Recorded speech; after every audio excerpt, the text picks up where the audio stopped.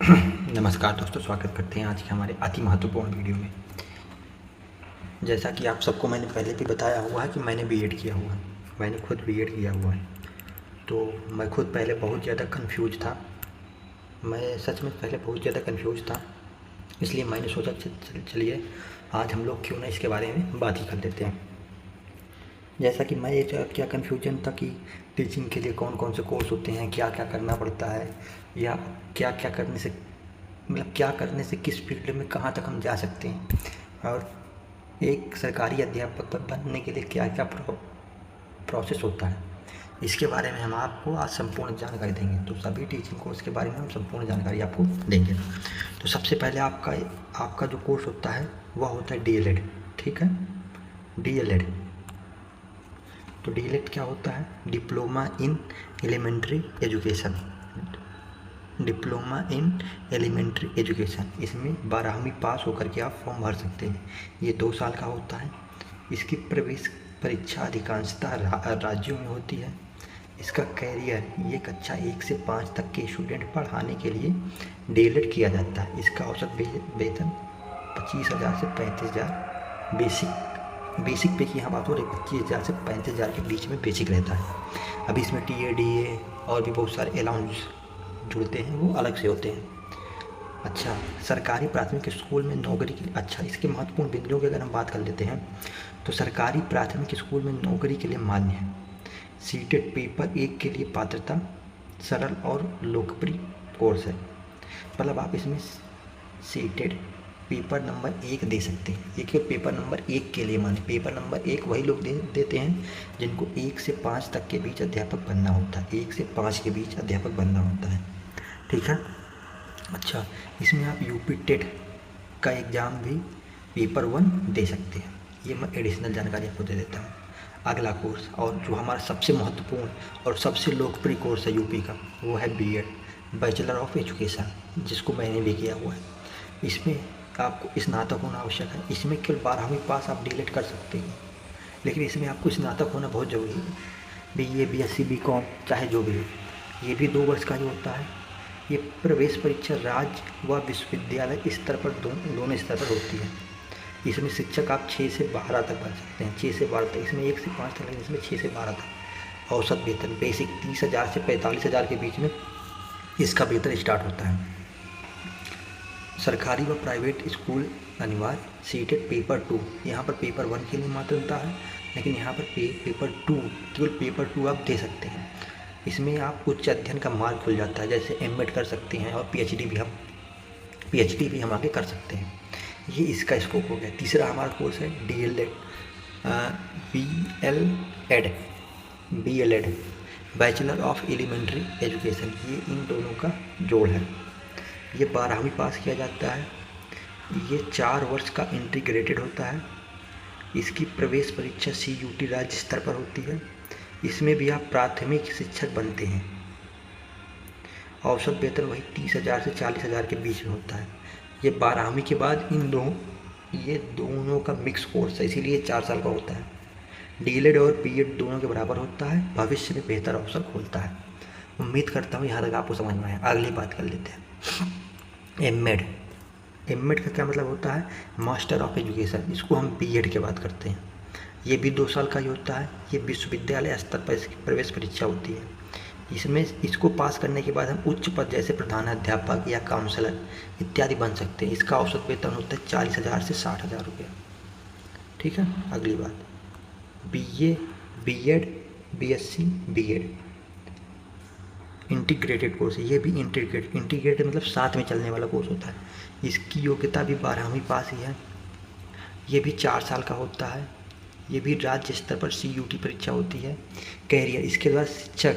इसमें आप शिक्षक दोनों स्तर पर बन सकते हैं, प्राथमिक स्तर पर भी और एक माध्यमिक स्तर पर भी, 1 से 5 तक भी और 6 से 12 तक भी। औसत वेतन इसका 30,000 से 45,000 के बीच में होता है। ग्रेजुएशन के साथ बीएड भी हो जाएगा। इसका फ़ायदा क्या है? ग्रेजुएशन के साथ बीएड हो जाएगा, समय और खर्च दोनों की बचत हो जाएगी और भविष्य के बेहतर अवसर भी मिल जाएंगे। ठीक है। उम्मीद करते हैं यहाँ तक आपको समझ में आया होगा। अच्छा, बीएड आपने 3 साल किया 2 साल बीएड किया, हो गए 5 साल। लेकिन 4 साल में आपको बीए और बीएड दोनों की डिग्रियां मिल जाएंगी और काम दोनों बराबर करेंगे। ये इसका फ़ायदा है। उम्मीद करते हैं यहाँ तक आपको समझ में आया होगा। चलिए, अब एक और महत्वपूर्ण बात, आपका कोई भी कोर्स हो गया, जैसे हो गया मान लीजिए डीएलएड हो गया और बीएड हो गया, उसके बाद आपको सीटेट देना पड़ता है। सीटेट का पेपर साल में 2 बार होता है, साल में 2 बार होता है और इसका उद्देश्य केंद्रीय विद्यालयों में शिक्षक भर्ती के लिए होता है। मतलब जो केंद्र के स्तर पर शिक्षक भर्ती आती हैं उसके लिए सीटेट का पास होना अति आवश्यक है। जब सीटेट पास होंगे तभी आप जब वैकेंसी आएगी उसमें फॉर्म भर पाएंगे और इसकी वैधता हमेशा के लिए होती है। और इसमें जो पेपर 1 होता है वो कक्षा 1 से 5 तक के लिए होता है और पेपर 2 कक्षा 6 से 8 तक के लिए होता है। ठीक है, कक्षा 6 से 8 तक के लिए होता है। ठीक है, केंद्रीय विद्यालय नवोदय आर्मी स्कूल में भी ये सीटेट मान्य होता है। सीटेट इसी के थ्रू, मतलब जो सीटेट पास होते हैं उन्हीं को केंद्रीय विश्वविद्यालय नवोदय आर्मी स्कूल आदि में भर्ती किया जाता है। टेट और स्टेट टीचर एलिजिबिलिटी टेस्ट, और सीटेट का मतलब होता है सेंट्रल टीचर एलिजिबिलिटी टेस्ट। ये इसको भी बीएड और बीएड वाले ही पास करते हैं। ये राज्य स्तर पर आयोजित होती है। इसका उद्देश्य होता है राज्य में सरकारी स्कूलों में शिक्षक की भर्ती करने के लिए मान्यता संबंधित सभी सरकारों द्वारा। ये आमतौर पर 7 वर्षों के लिए ही मान्य होता है। ठीक है, अगली बात करते हैं। राज्य के अनुसार पात्रता जरूरी, शिक्षक बनने के लिए अनिवार्य, राज्य शिक्षा विभाग की भर्ती में अनिवार्य है। अच्छा, एक बात और हम कर लेते हैं, जो अन्य महत्वपूर्ण हमारे कोर्स हैं, कुछ टीचिंग से संबंधित कोर्स हैं, उनके बारे में भी थोड़ा थोड़ा ऊपर से आपको जानकारी दे देते हैं। पीएचडी इन एजुकेशन, योग्यता पोस्ट ग्रेजुएशन, मतलब पोस्ट ग्रेजुएशन का मतलब आप एमएससी या एमए हो तभी आप इसको कर सकते हैं। ये भी 3 से 5 वर्षों का होता है। इसमें आप प्रोफेसर और रिसर्च बनते हैं। इसकी जो वेतन होती है वो 60,000 से प्लस होती है, बेसिक है। ठीक है, अगली चीज़ की हम बात करते हैं। अगला है हमारा डिप्लोमा इन स्पेशल एजुकेशन। इसकी योग्यता होती है 12वीं या ग्रेजुएशन। ये 1 से 2 साल तक चलता है। ये स्पेशल एजुकेशन, जैसे स्पेशल एजुकेशन होते हैं ना कुछ सब्जेक्टों के, कंप्यूटर या इत्यादि इत्यादि के, उनके बारे में स्पेशल। आजकल तो एआई भी आ गया है, उसका भी स्पेशल एजुकेशन कोर्स होता है। इसका वेतन होता है 20,000 से 40,000 के बीच में। NTT नर्सरी टीचर ट्रेनिंग, ये भी करवाया जाता है 12वीं पास को, अवधि 1 वर्ष की होती है।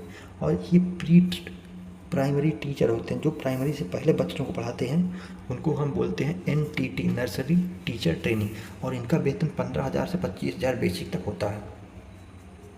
अगला है मोन्टेसरी ट्रेनिंग। ये 12वीं पास होता है, इसके लिए योग्यता 12वीं पास है। अवधि 6 माह से 1 वर्ष के लिए होता है। कैरियर प्ले स्कूल टीचर, वेतन 15,000 से 30,000। Certificate in teacher, certificate in teaching COT, 12वीं या ग्रेजुएशन हो, 6 माह से 1 वर्ष का होता है। ये सहायक शिक्षक के रूप में होते हैं। वेतन 15,000 से 25,000 के बीच में होता है। शिक्षक बनने की प्रक्रिया, स्टेप 1, मतलब आप कैसे शिक्षक बन सकते हैं इसके बारे में आपको बताते हैं। सबसे पहले आप 12वीं ग्रेजुएशन करें। 12वीं किया है तो डीएलएड करें, और अगर ग्रेजुएशन किया है तो बीएड करें, या कोई इंटीग्रेटेड कोर्स भी कर सकते हैं, जैसे बीए बीएड या बीएससी बीएड, कुछ भी कर सकते हैं। इसके बाद जो प्रवेश परीक्षा होती है उसको पास करें। ठीक है, बीएड वाली पूरा कोर्स कंप्लीट करें, बीएड का या बीटीसी का या डीएलएड का। इसके बाद सीटेट या टेट पास करें, सीटेट और टेट दोनों पास करें, और सरकारी नौकरी के लिए आवेदन करके उसको मेहनत करके पास करने के बाद आप एक अच्छे सरकारी अध्यापक बन सकते हैं। शिक्षक बनने के फ़ायदे, इसके कई सारे फ़ायदे होते हैं, जैसे सम्मानजनक और स्थायी कैरियर होता है, सरकारी नौकरी का अच्छा अवसर, समाज में प्रतिष्ठा व पहचान, छात्रों के भविष्य को संवारने का अवसर, निश्चित वेतन और सुरक्षा, टीचिंग फील्ड में कैरियर विकल्प। इसमें आप क्या क्या कर सकते हैं, सरकारी शिक्षक जो कि पहली प्रेफरेंस होती है, प्राइवेट स्कूलों में पढ़ा सकते हैं, कॉलेज विश्वविद्यालय के प्रोफेसर बन सकते हैं, शिक्षा अधिकारी बन सकते हैं, BEO BSA एजुकेशनल काउंसलर बन सकते हैं, ऑनलाइन टीचर या ट्यूटर बन सकते हैं, कोचिंग इंस्टीट्यूट खोल सकते हैं। इससे संबंधित प्रमुख परीक्षाएं ये हैं, देख लीजिएगा। अगर वीडियो अच्छा लगा हो, वीडियो हेल्पफुल लगा हो तो वीडियो को लाइक कर दीजिएगा, चैनल को सब्सक्राइब कर लीजिएगा। जय हिंद, जय भारत, वंदे मातरम।